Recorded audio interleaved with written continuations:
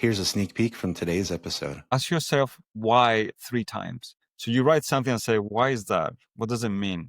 And then you get into another answer. It's like, what does that actually mean? And then when you ask yourself 2 or 3 times why, you actually get into the meaning of something. And then write that down in simple words. Then you got it. Welcome to the Content Amplified podcast, brought to you by Masset. Our goal is to help you get more from your marketing content. Each episode is a 10 to 15 minute interview with industry experts that share amazing insights to help you squeeze as much juice from your content as you possibly can. Here's today's interview. Welcome back to another episode of Content Amplified. Today I'm joined by Jesus. Jesus, welcome to the show. Thank you, Ben. Thank you for having me. Yeah, Jesus, I'm excited. This is going to be a fun episode, and we're going to use some terminology I've never heard before. But before we dive into that, let's get to know you. Let's get to know your background, work history, and let the audience kind of get to know you a little bit. I'm Jesus. I'm been in the industry for a while, 15 years working in SaaS tech, leading growth teams, demand gen teams, and then marketing teams in general. I've worked with great teams from companies like Unity, Figma, Algolia, and now I'm at Sanity, which is a content management system for developers, and I lead marketing there. Having a lot of fun in these 15 years doing marketing for technical audiences. Yeah, I love that. So what was really cool is when we were talking before the episode started, you have had this really cool experience where you have marketed for these really technical audiences and these individuals who almost don't want to be marketed to. And you use this phrase called anti-marketing content. Can you describe what you mean a little bit about that? What is anti-marketing content? What does that look like? And how is that a little bit different from some of our traditional marketing content? I call it the anti-marketing strategy because, believe it or not, my experience is that any developer or technical user persona, they actually hate marketing. Like marketing in the classic sense of like overselling or using jargon kind of words that no one understands or can be vague. So the anti-marketing is like the opposite. It's like plain language with practical examples that like anyone can understand or the person that you're targeting can understand in plain English, straight to the point, no jargon, no overselling, just the facts. And I think that's super powerful because, especially with technical audiences, because you cut through like any convoluted subjectivity in your content. It's just like, this is what it is, this is what it does, this is how you do it. Here's a template or an example. Here's how others do it. That's it, straightforward. So I love that kind of marketing. I love that. So when you're kind of anti-marketing content, do you have to like go through maybe some traditional marketing content and edit it down and kind of narrow it down? And what's your process for like turning a piece of traditional jargon-filled content really into the straightforward and hopefully like market to specific, really appreciated kind of content? Of the companies that I've been in that I've led marketing, so some of the companies I haven't led the whole marketing team, but the ones that I have and I had a content team, I do writings guide and principles on how we write content in the company. And I try to set as an example, like examples that this is a great, clean, kind of anti-marketing piece. This is like a lot of jargon thing. And I show examples how to cut down like words, replace words that might be vague. Like there's a lot of words, especially on the output or what something does that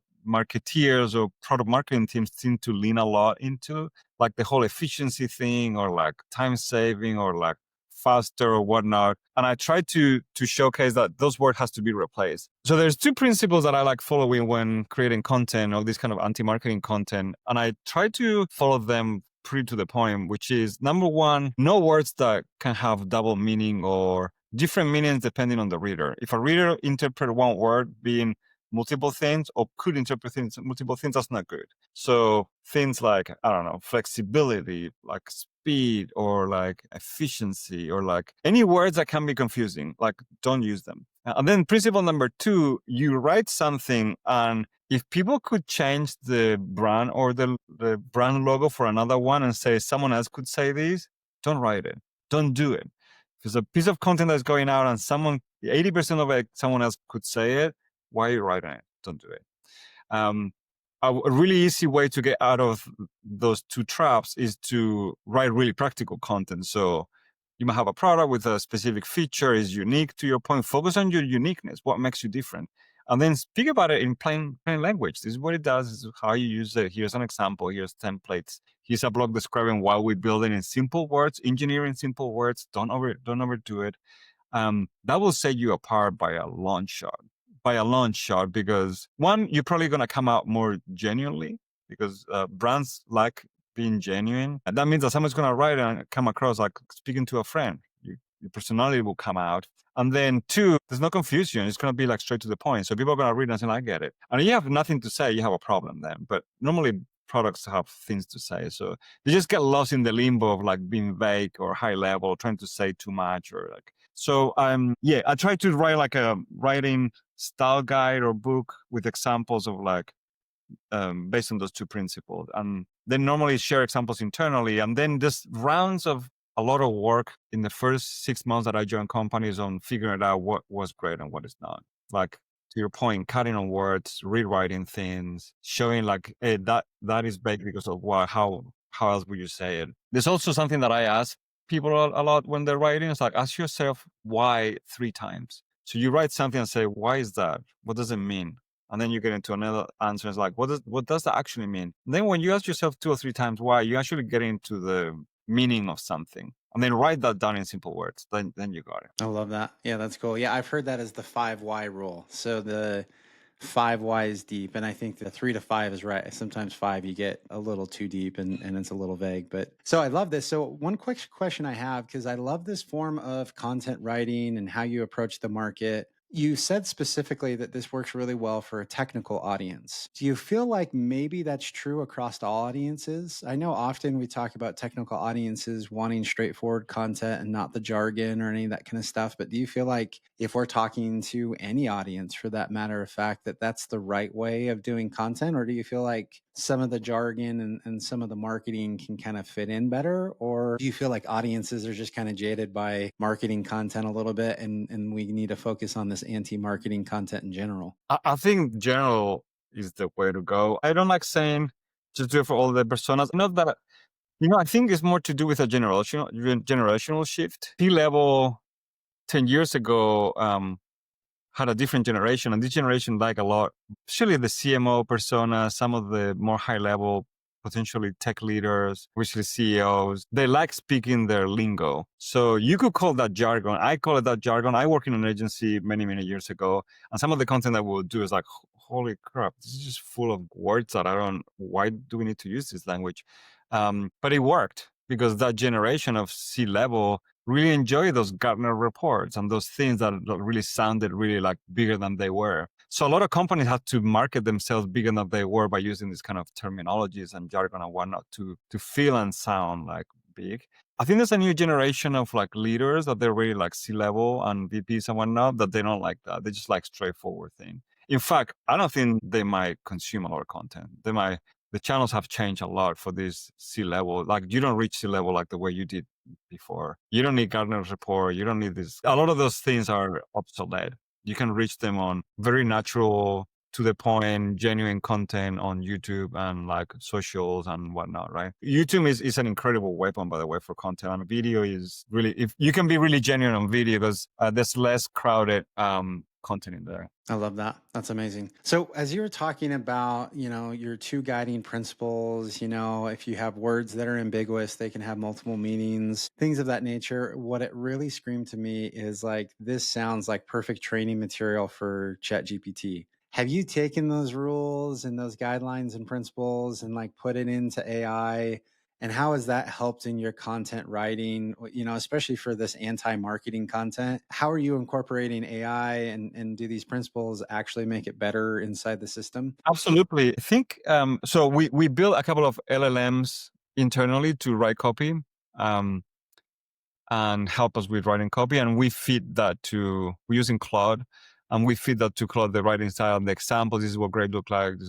And then in the prompts, you use a specific keywords that will help you like make sure that the tone and the style is on par with that. So, and we use AI a lot for at least drafting of little things that can be product descriptions, like a bunch of stuff, like just to be efficient. But you can feed that to the LLM and be like on par, because the LLM will read what great looks like and then try to copy the style. It's really great copying style. LLMs are incredibly good at that.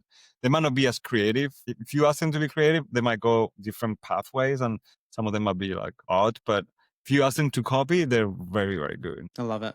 So one final question, because we're running out of time and these episodes go by so quick. I love how you talked about content distribution. With this kind of content that is this anti-marketing content, it's really focused, it's very specific, it's not ambiguous, it's really to the point. You started to mention YouTube is a great channel. How are you discovering that people are, what are some of the best ways to distribute this kind of content, and how are people consuming content nowadays? I think there's a rule that's still very applicable, despite that the channels have changed so much since COVID.